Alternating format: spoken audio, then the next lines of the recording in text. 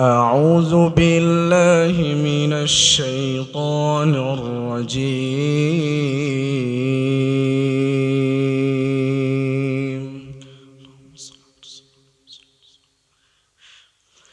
بسم الله الرحمن الرحيم.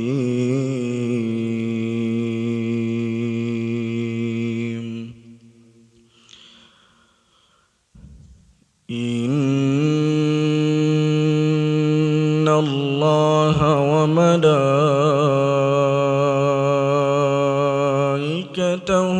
يصلون على النبي يا أيها الذين آمنوا صلوا عليه وسلموا تسليما. إن الذين يؤذون الله ورسوله لعنهم الله في الدنيا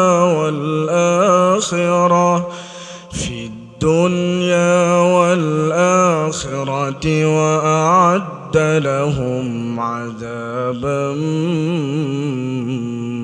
مهينا.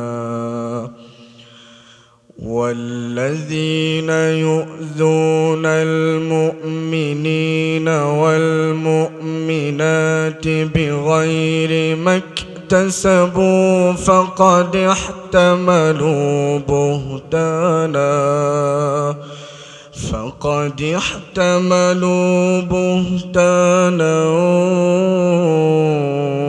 وإثما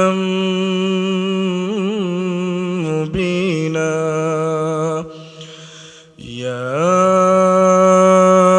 أيها النبي قل لأزواجك وبناتك ونساء المؤمنين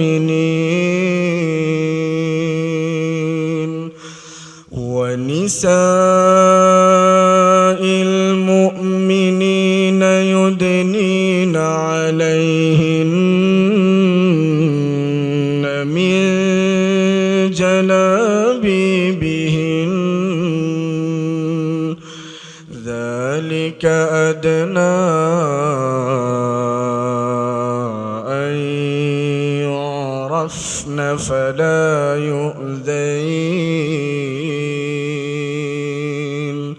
وكان الله غفورا رحيما.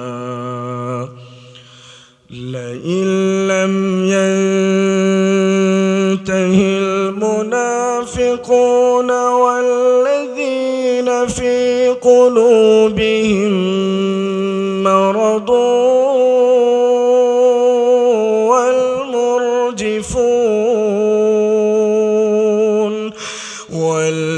والمرجفون في المدينة لنغرينك بهم ثم لا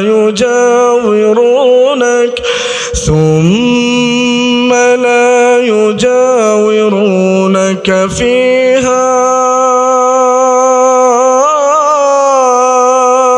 إلا قليلا ملعونين أينما ثقفوا أخذوا وقتلوا تقتيلا. سنة الله في الذين خلوا من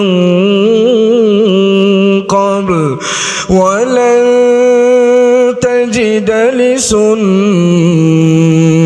الله تبديلا. يسألك الناس عن الساعة قل إنما علمها عند الله.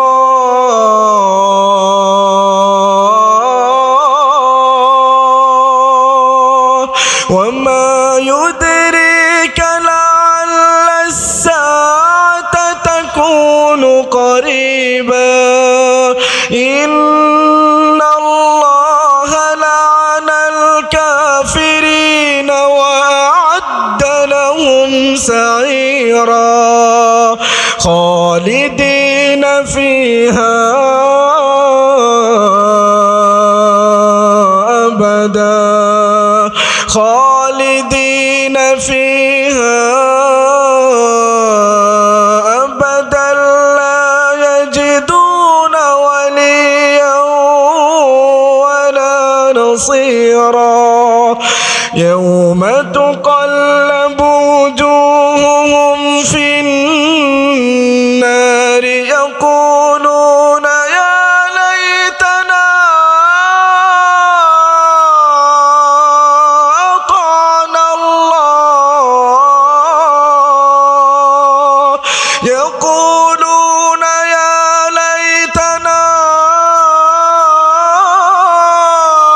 أطعنا الله وأطعنا الرسولا وقالوا ربنا إنا أطعنا سادتنا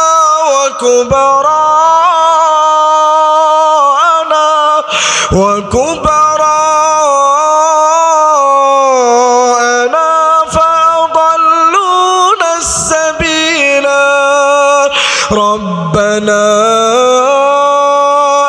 آتهم ضعفين من العذاب والعنهم لعنا كبيرا يا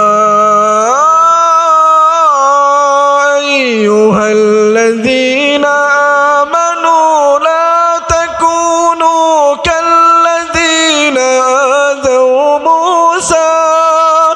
لا تكونوا كالذين آذوا موسى فبرأه الله مما قالوا وكان عند الله وجيها يا أيها الذين آمنوا اتقوا الله يا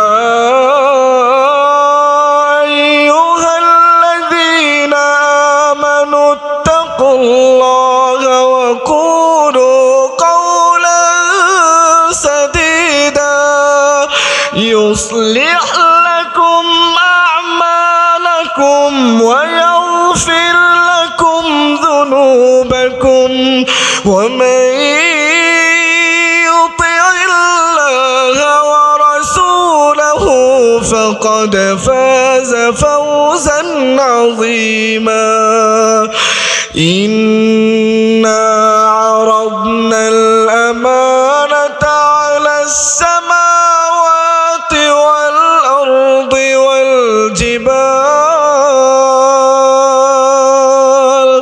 والجبال فأبين أن يحملنها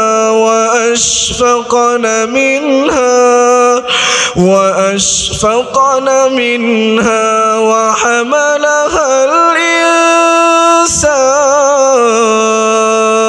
الإنسان إنه كان ظلوما جهولا ليعذب الله المنافقين والمنافقات والمشركين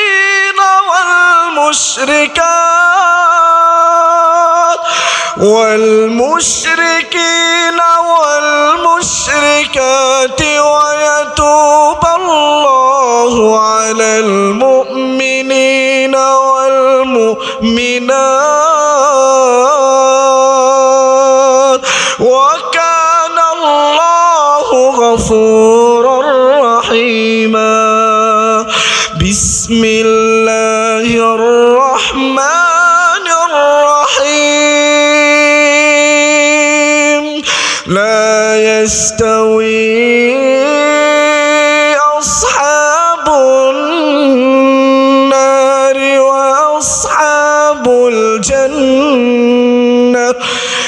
وأصحاب الجنة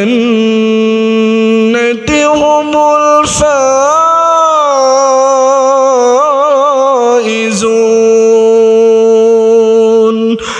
لو أنزلنا هذا القرآن على جبل لرأيته خاشعا متصدعا من خشية الله وتلك الأمثال نضربها للناس لعلهم يتفكرون هو الله الذي لا إله إلا هو عالم الغيب والشهادة هو الرحمن الرحيم هو الله الذي لا إله إلا هو الملك القدوس السلام المؤمن المهيمن العزيز الجبار المتكبر سبحان الله عما يشركون هو الله الخالق البارئ المصور له الأسماء الحسنى يسبح له ما في السماوات والأرض وهو العزيز الحكيم صدق الله العظيم السلام عليكم ورحمة الله আপনার মতো সলিমউদ্দিন যদি প্রতিষ্ঠানের সাথে থাকেন, কোরআনের সাথে সম্পৃক্ত থাকলেন, আখিরাতে এইটার কল্যাণ হবে আপনার জন্য। আর আপনি যদি না থাকেন, প্রতিষ্ঠান তো প্রতিষ্ঠানের মতো চলতেই থাকবে, কারণ এটা কার ঘর? নবীর ঘর। কার ঘর? নবীর ঘর। নবী কার বন্ধু? আল্লাহর বন্ধু। তো আল্লাহর বন্ধুর ঘর কে দেখবে? আল্লাহ দেখবে। সহজ হিসাব। আপনি না থাকলেও যে কিচ্ছু হইব এরকম না বিষয়টা। আপনি থাকতে পারাটা এটা আপনার জন্য সৌভাগ্যের বিষয়। আপনি যদি থাকেন, আল্লাহ তাআলা এই দুনিয়াতে এবং আখিরাতে এই থাকার কারণে, কোরআনের সাথে সম্পৃক্ত থাকার কারণে উভয় জাহানে আপনার কল্যাণকর দান করবেন। সামান্য জামা এটা যদি কোরআনের সাথে লাগার কারণে দামি হতে পারে, রেহাল কাঠ যদি দামি হতে পারে, কাগজে বিসমিল্লাহির রহমানির রহিম লেখার কারণে যদি কাগজ দামি হতে পারে, আমি আর আপনি তো ওমা খালাকাতুল জিন্না ওয়াল ইনসা ইল্লা লিয়াবুদুন, আশরাফুল মাখলুকাতের মধ্যে যত মাখলুকাত আল্লাহ পাক সৃষ্টি করছেন সবচাইতে সেরা জীব হলাম আমি আর আপনি। আমি আর আপনি যদি কোরআনটাকে সম্পৃক্ত করি বুকের সাথে, এই দুনিয়ার সমস্ত বালা মুসিবতকে আল্লাহ তাআলা এই কোরআনের দ্বারা আমার আপনার থেকে দূরে রাখবেন, আমাকে আপনাকে বাঁচায় রাখবেন। এটা সম্ভব হবে কিসের দ্বারা? কোরআনের দ্বারা। কোরআন মনে রাখবেন, বিশেষ করে মাদ্রাসার ছাত্র বেশি যুবক ভাইদের উদ্দেশ্যে আমি বলি, প্রিয় যুবক ভাইয়ারা, আপনাদের প্রত্যেকের জন্য কোরআনের শিক্ষায় শিক্ষিত হওয়াটা অনেক বেশি জরুরি। কোরআনের শিক্ষা না হতে পারলে আপনি খালিদ বিন ওয়ালিদের উত্তরসূরি হবেন কি করে? আপনি কোরআনের শিক্ষা যদি অন্তরে না থাকে, ওমর ইবনুল খাত্তাবের উত্তরসূরি কি করে হবেন? আপনার ভিতরে যদি কোরআনের শিক্ষা না থাকে, আল্লামা আহমদ শফি রাহিমাহুল্লাহর উত্তরসূরি আপনি কিভাবে হবেন? কিভাবে নিজেরা দাবি করবেন? উম্মতি মুহাম্মদ দাবি করতে গেলেও তো তখন কঠিন হয়ে যাবে। আপনি তো কোরআনটাকে সহি করে পারেন না। এজন্য কমপক্ষে কোরআনটা যদি আপনার ভিতরে সহি করে শিখা থাকে, এইটুকু নিয়ে কমপক্ষে মালিকের সামনে দাঁড়াইতে পারবেন, মালিক কোরআনটা তো হাফেজ হতে পারি নাই, কমপক্ষে সহি করে শিখছি আল্লাহ, এই সহি করে শিখার কারণে আমার মাফ করে দেওয়া আল্লাহ, এইটুকু বলতে পারবেন। ওলামা কেরাম বলছেন, হাদিসে পাকে আসছে, সাধারণ মানুষ যারা কোরআন শিখতে পারে নাই, কোরআনকে বুকে ধারণ করতে পারে নাই, ওলামা কেরাম বলছেন তোমরা কোরআন শিখতে না পারো, কোরআন শিখার চেষ্টা করো। ওটাও যদি না পারো, তোমার বংশ থেকে কাউকে কোরআনের হাফেজ বানাও। ওটাও যদি না হয়, একজন আলেমকে কমপক্ষে মনে প্রাণে ভালোবাসো, যেন কিয়ামতের ময়দানে বলতে পারো, আল্লাহ আমি তো কিছুই তো হতে পারি নাই, কোরআনের হাফেজ হতে পারি নাই, বংশের মধ্যে কোনো হাফেজও নাই, আল্লাহ আমি আল্লাহ উলামা ও রাসাতুল আম্বিয়া যাদেরকে তুমি আল্লাহ ঘোষণা করছো যে ওনারা নবীর ওয়ারিস, আমি তাদেরকে মনে প্রাণে ভালোবাসছি, এই জন্য আমার মাফ করে দেওয়া আল্লাহ। সেজন্য কমপক্ষে আলেমদেরকে কি করতে হবে? মনে প্রাণে ভালোবাসতে হবে। এটার কত ফায়দা! একজন হক্কানি আলেমের চেহারা যদি আপনি নেক নজর দিয়ে দেখেন, আল্লাহ তাআলা এর দ্বারা আপনার সগীরা ছোট ছোট ছোট ছোট গুনাহগুলোকে মাফ করে দেন। এটা কত বড় বিশাল বিষয় না? একজন আলেমের চেহারা মোবারক দেখলে সগীরা গুনাহ মাফ হয়ে যায়। এর চাইতে আর কিভাবে সহজ করতো আল্লাহ আমাকে আপনাকে মাফ করার জন্য?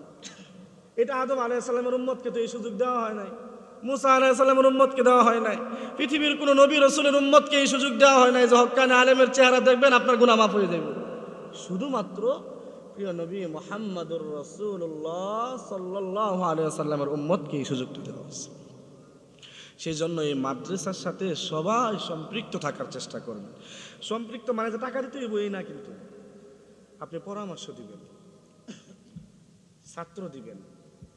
মাদ্রাসার উপর যখন কোনো বিপদ আসবে, এলাকার সমস্ত যুবক ভাইগুলো ঢালের মতো দাঁড়ায় যাবে।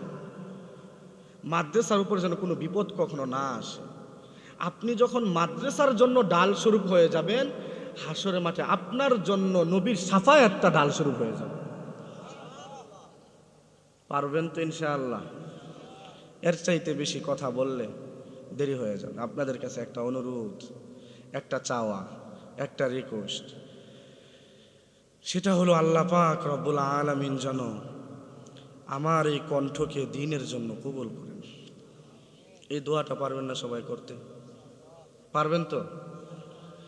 সাথে সাথে যখন কথা বলবো, কোরআনের কথাগুলো যখন মানুষের কাছে পৌঁছে দিব, এই দুনিয়ার কোনো জুলুম, কোনো নির্যাতন, কোনো ভয় ভীতি যেন আমার কণ্ঠকে স্তব্ধ করে না দেয় কোনোদিন। আল্লাহ তাআলার কাছে এই দোয়াটুকু আপনারা করবেন। পারবেন তো ইনশাআল্লাহ? আল্লাহ তাআলা আমাদের সকলকে দ্বীনের জন্য কবুল করুন। সকলে বলে আমিন। সাউন্ডটা ঠিক করেন, ইকো বাড়ায়া দেন, রিভার্ব বাড়ায়া দেন, এই মনিটরের সাউন্ড আরো বাড়ায়া দেন।